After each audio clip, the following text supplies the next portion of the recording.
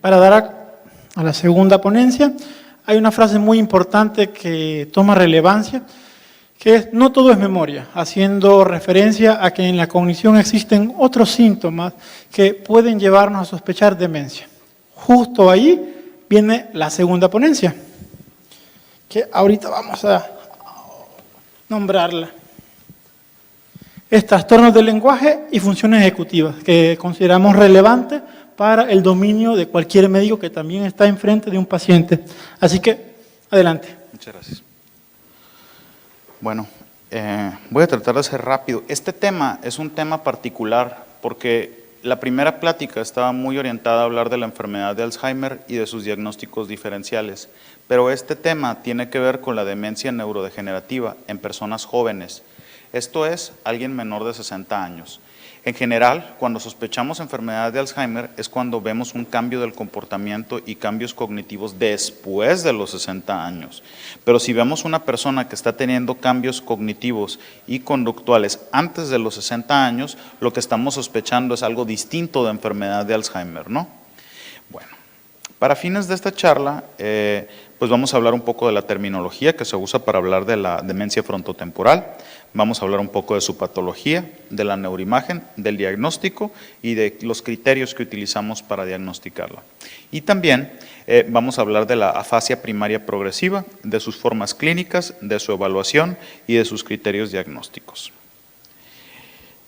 Esta es un cerebro con demencia frontotemporal. Lo que podemos ver, a diferencia de lo que vemos en un cerebro con enfermedad de Alzheimer, es la prominencia de la atrofia que hay en el prefrontal, específicamente en la porción medial del prefrontal. En este caso también vemos leucopatía. Hay que saber una cosa respecto a la resonancia magnética. No todo lo que es blanco es vascular. Los radiólogos se ven muy inclinados a que cuando ven cosas blancas en las secuencias FLAIR o T2, ellos dicen rápidamente, la sospecha es un daño vascular. En las entidades neurodegenerativas frecuentemente vemos estos patrones de leucopatía. Tenemos que tener la mente en lo que es más relevante, que en este caso pues es la afectación selectiva del frontal, que no es explicada por un golpe en la cabeza o por delirium, ¿no? En ese sentido, las demencias frontotemporales son un grupo de trastornos neurodegenerativos que son heterogéneos. Mientras la enfermedad de Alzheimer tiene claramente el correlato patológico del beta amiloide y de la proteína tau, la demencia frontotemporal tiene más de 3 proteínas que están asociadas con la neurodegeneración. De aquí que les digo, no es tan importante el hablar del correlato, la proteína, sino del síndrome clínico, porque estos pacientes no se diagnostican con una proteína que les sale en una prueba, se diagnostican con el perfil clínico del paciente. Las características principales son cambios prominentes en el comportamiento social y en la personalidad. Estos pacientes frecuentemente debutan con la sospecha de un padecimiento psiquiátrico que a lo largo del tiempo se corrobora que no corresponde con un problema psiquiátrico, sino más bien con una enfermedad neurodegenerativa. Y tiene estas dos presentaciones. La más frecuente, cuando le pega al hemisferio derecho, es la DFT conductual, que tiene que ver con cambios en el decoro, el comportamiento social y la personalidad. Y cuando le pega el hemisferio izquierdo, vemos los síndromes de afasia primaria progresiva. En las demencias frontotemporales vemos la degeneración selectiva de los lóbulos frontal y temporal, a diferencia de la enfermedad de Alzheimer. En la enfermedad de Alzheimer vemos la afectación de los temporales, pero la patología de Alzheimer suele depositarse en la precuña, en la parte posterior del cerebro y en las regiones parietales. Entonces, como una regla, podríamos decir que la demencia frontotemporal afecta regiones anteriores y la enfermedad de Alzheimer afecta regiones posteriores. Hay síndromes motores asociados a las demencias frontotemporales, como es el parkinsonismo y la enfermedad de la motoneurona. Hasta el 20% de las personas que tienen demencia frontotemporal tienen enfermedad de la motoneurona, que es grave porque estos pacientes se mueren de disfagia, ¿no?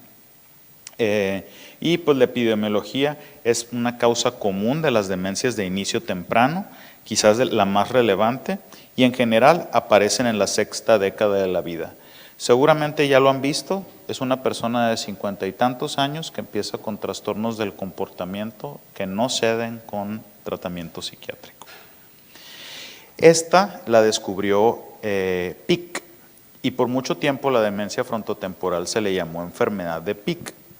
Estos son neuronas y glía que tienen unos puntitos negros. Esta es una tinción de Gallias-Brach que contiene plata. Como tal, estos son los gránulos argirófilos, es decir, que se les pega la plata de la enfermedad de Pick. Con el paso del tiempo se dieron cuenta de que la enfermedad de Pick era solamente una causa de demencia frontotemporal, pero no explicaba la globalidad de cuadros de demencia frontotemporal. Entonces, pues bueno, ¿con qué nos quedamos? Con que la demencia frontotemporal es un síndrome y que puede ser causado por distintas proteínas. Y ahora, ¿y cómo se presenta? Bueno, pues tiene tres presentaciones. La DFT conductual, que es cuando les digo que la persona tiene un deterioro del comportamiento primariamente basado en impulsividad y cambios de la personalidad. Y hay dos formas de afasia primaria progresiva. La variante no fluente, donde la persona habla en palabras entrecortadas, yo querer tomar agua. Y la segunda, que es la variante semántica, en la que la persona habla de forma normal, pero no conoce el significado de las palabras que nos está diciendo. Entonces, es muy interesante porque una persona con demencia semántica, como parece que habla normal, pues a veces decimos, no, pues no tiene nada, pero luego hacemos la prueba cognitiva y vemos que hay un problema y es un problema relevante. Finalmente, las afasias primarias progresivas tienen una nueva, que es la que está relacionada con enfermedad de Alzheimer, que es la afasia primaria progresiva logopénica. Miren, aquí les muestro unos casos de adultos mayores japoneses con enfermedad de Pick, y aquí muestra la relevancia de la impulsividad en esta patología. Como sucedáneo de impulsividad, toma la tasa de suicidio que hay en pacientes que tienen enfermedad por gránulos argirófilos, enfermedad de Pick, y aquellos que tienen otro tipo de demencia frontotemporal. Lo que podemos ver es que en realidad la tasa de suicidio de estos pacientes va disminuyendo conforme pasa el tiempo, pero para aquellos que tienen enfermedad de Pick, la tasa de suicidio siempre es más alta, aumenta hacia el final de la vida y siempre es sustancialmente mayor que los que tienen otra causa. Entonces, bueno, pues nos habla de otra situación, ¿no? Aquí. La patología, como les decía, pues es heterogénea. Aquí vemos, además de los gránulos argirófilos que vimos en la diapositiva previa, la presencia de ubiquitina, que es una proteína que también se transforma y que está relacionada con el gen FUS, y de TDP43, ¿no? Que es una proteína que está relacionada con la esclerosis lateral amiotrófica. En estos pacientes, los pacientes que empiezan con demencia frontotemporal de inicio temprano, en estos sí se usan pruebas genéticas, porque precisamente es el tamizaje genético el que nos dice la causa, y es relevante porque una gran cantidad de estas son genéticamente determinadas. Entonces, como se ve, es que tienes una población, una familia que tiene trastornos psiquiátricos, y en el seno de esa familia hay una persona que le da demencia frontotemporal. Esa persona es la que se le debe de probar los genes. Y una vez que tienes el gen comprobado en esa persona, lo tiene que ver un genetista porque se tiene que hacer una valoración de riesgo genético para todo el grupo que se encuentra alrededor de ellos. Esto es muy relevante. Y esta es un par de círculos que nos están mostrando el tipo de patología que vemos en las distintas formas de demencia frontotemporal. Es una gráfica complicada. Lo que nos dice en general es que hay 1, 2, 3, 4, 5, 6, 7 síndromes, de los cuales solo tocaré 3 en esta charla, y que la mayoría de las causas neurodegenerativas están relacionadas con esta proteína TDP43 y la proteína tau. En general, la patología, y a la hora de ver la patología del cerebro, pues cae en TDP, FUS o proteína tau, y puede estar relacionada a grupos diversos de genes. El más relevante, si nos pusieran un examen ahorita sería esta, la C9ORF72, que es una mutación de cambio de marco de lectura de un hexanucleótido y se cree que es la causa más relevante de esclerosis lateral amiotrófica y de demencia frontotemporal. La neuroimagen en la DFT es básicamente lo mismo que hacemos en la enfermedad de Alzheimer. Le hacemos un estudio de imagen, buscamos que no tenga un tumor o un infarto cerebral y luego de ver eso nos pasamos a buscar el patrón de atrofia. En la DFT generalmente no vamos a encontrar atrofia en la primera imagen que hagamos porque generalmente los hallazgos clínicos preceden por mucho a la neurodegeneración. Pero si nos encontramos en el medio adecuado, podríamos hacer una imagen funcional, en este caso un mapa de arcoíris de PET de 18F-glucosa, y podemos ver cómo pues, en un cerebro normal vemos toda la corteza en rojo. En la enfermedad de Alzheimer vemos cómo hay un hipometabolismo parietal bilateral y del cíngulo posterior. Y en la DFT vemos cómo hay un hipometabolismo del polo prefrontal y del frontal medial. Es lo que les decía hace un momento, nos podemos imaginar que la enfermedad de Alzheimer es una neurodegeneración de la porción posterior del cerebro y la DFT de la porción anterior. Es sumamente heterogénea según el patrón que tenga, el patrón de neurodegeneración que tenga, la asociación con genes que tenga, vamos a ver un distinto patrón de atrofia. Esto pues, yo la verdad es que ya después de ver muchos casos me doy cuenta que nos ayuda a decir tiene una DFT, pero jamás me aventuraría a decir tiene una DFT de tal o cual tipo, ¿no? Quizás la inteligencia artificial en los próximos años ya pueda hacer eso solo con la imagen estructural, pero pues hagamos un recorrido de los hallazgos relevantes. Aquí podemos ver cómo hay una atrofia asimétrica del hemisferio derecho, ¿no? Que correlaciona con una variante conductual de la demencia frontotemporal. En este caso también podemos ver una atrofia asimétrica de hipocampos con prominencia de ambos espacios subaracnoideos frontoinsulares que correlaciona también con una variante conductual. Atrofia del hemisferio derecho, variante conductual, atrofia del hemisferio izquierdo, en la D, que es una DFT FUS, atrofia del hemisferio izquierdo con prominencia de la atrofia del hipocampo izquierdo, atrofia del hemisferio izquierdo, atrofia del hemisferio izquierdo, atrofia del hemisferio izquierdo. Es decir, la demencia frontotemporal en un número de casos tiene asimetría en el patrón de neurodegeneración, predomina la atrofia del lóbulo prefrontal y de los hipocampos y ese es el patrón de atrofia que buscamos en un paciente menor de 60 años, ¿no? ¿Cómo diagnosticamos la DFT? Aquí viene lo bueno. Se diagnostica principalmente mediante la evaluación clínica. Los pacientes generalmente no son informantes fiables porque la mayoría de las personas, como tienen DFT, tienen un tipo de sociopatía o de autismo adquirido. Es decir, el paciente parece no importarle y no darse cuenta los terribles cambios que está experimentando, ¿no? Y aquí podemos ver que la presencia de conducta social anormal, trastornos alimenticios, generalmente hiperfagia, comportamientos estereotipados como decir frases catchy, dicen, como yo recuerdo que había un paciente mío que decía algo así como 5, 6, 5, 6, y lo estaba diciendo repetitivamente a lo largo de todo el día. La apatía o la asinesia, junto con una ausencia de déficits significativos en la memoria o déficits visoespaciales, como lo vemos en la enfermedad de Alzheimer.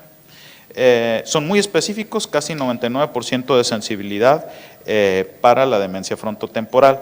Si yo tuviera que catalogar a un paciente menor de 60 años que empieza con alteraciones conductuales, yo les recomendaría que utilizaran la escala conductual de Cambridge, que es un inventario informado por el familiar que nos habla de los cambios conductuales que han tenido estos pacientes. Es muy sencillo diagnosticar una demencia frontotemporal una vez que sabes que ya tiene los cambios conductuales instaurados, la tomografía o el estudio de imagen es normal y no está explicado por otra causa y tiene 3 de 6 categorías clínicas: desinhibición, apatía o inercia, pérdida de la empatía o de la simpatía, conductas repetitivas o compulsivas, hiperoralidad y un perfil neuropsicológico disejecutivo. En general, un paciente de este tipo te va a salir muy mal en puntuaciones de Mini-Mental y MoCA. Si además de esto, ya mediante imagen hemos descartado cualquier otra cosa, pues tenemos una probable demencia frontotemporal conductual. Tenemos otros requisitos como la exclusión de otras alteraciones que expliquen mejor el patrón de déficits, como un infarto cerebral o como lesiones traumáticas, ¿no? Y cuando tenemos un estudio genético o la histopatología definida, pues ya tenemos un diagnóstico concluyente de esta entidad. Bueno, el último tema del cual me toca hablar es de los trastornos del lenguaje. Esta entidad, que es la afasia primaria progresiva, es como una contraparte contra las afasias agudas que conocemos clásicamente, la afasia de Broca, la afasia de Wernicke y la afasia de conducción. La diferencia entre las afasias agudas y las afasias primariamente progresivas es que justamente son progresivas y no tienen una etiología demostrable en el abordaje clínico. ¿Y cómo le hacemos para diagnosticarlas? Pues básicamente viendo que el paciente se está dejando de hablar, pero la diferencia es que en estos cuadros lo que hacemos es catalogarlas de acuerdo a los errores en el lenguaje que tiene el paciente. Es así que podemos catalogar tres formas clínicas, como la afasia primaria progresiva no fluente, la afasia primaria progresiva semántica y la afasia primaria progresiva logopénica. Las primeras dos son demencias frontotemporales, la última, la logopénica, es Alzheimer. ¿Cómo lo hacemos? En el caso de la principal variante, que es DFT, la no fluente o agramática, el paciente habla con esta habla telegráfica y con agramatismos prominentes, ¿no? Yo querer vaso de agua.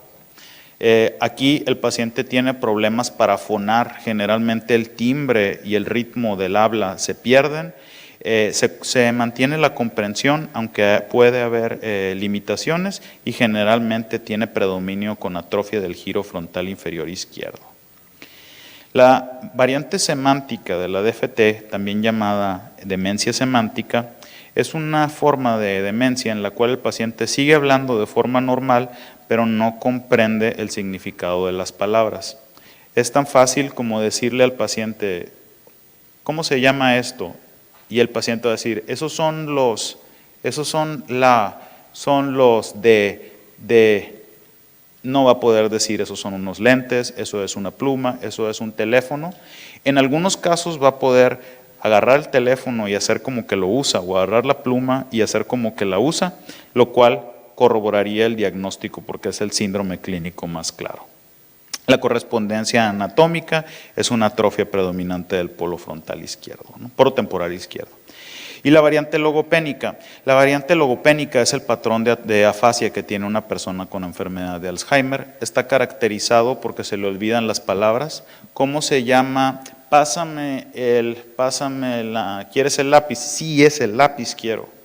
Y el hecho de que empieza a hablar y la memoria de trabajo se le acaba y entonces se le olvida de lo que estaba hablando, ¿no?